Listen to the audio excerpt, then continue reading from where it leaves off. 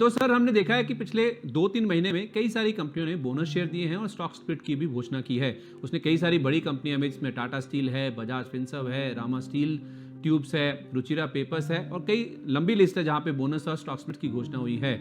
अब यहाँ पे बड़ा सवाल ये है कि क्या निवेशकों को इन कंपनियों के शेयरों में निवेश करना चाहिए? देखिए, सबसे पहली चीज़ कि अगर आपने कोई भी स्टॉक लेना है तो आप उसके फंडामेंटल को देखें, ना कि उनके स्प्लिट को देखें।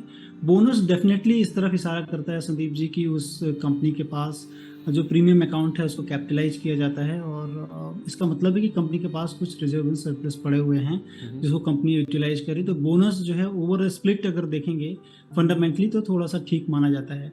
लेकिन निवेशक के लिहाज से अगर देखें तो हमें फंडामेंटली देखना चाहिए कि कंपनी में निवेश करना है कि नहीं।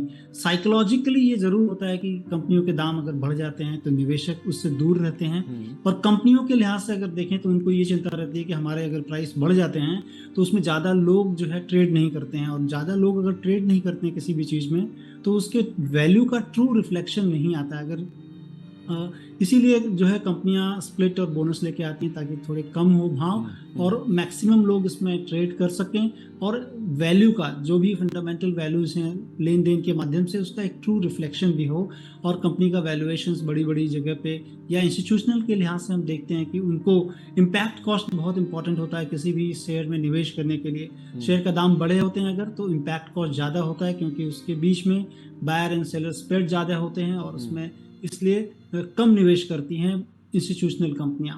तो मुझे लगता है कि आपको फंडामेंटल सबसे पहले इवैल्यूएट करना चाहिए, उसके बाद ये जो साइकोलॉजिकल जो इफेक्ट है कि आपको कम दाम में शेयर मिले तो आप निवेश करें, लेकिन फंडामेंटली आपको ध्यान रखना चाहिए।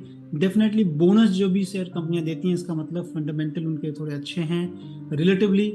स्प्लिट में कोई भी बोनस या स्प्लिट से कंपनी के फाइनेंशियल्स पे किसी भी तरह का इफेक्ट नहीं पड़ता है। ये केवल एक तरह का एडजस्टमेंट है, जो जितने भी रेशियोज होते हैं उसके हिसाब से शेयर ज़्यादा हो जाता है।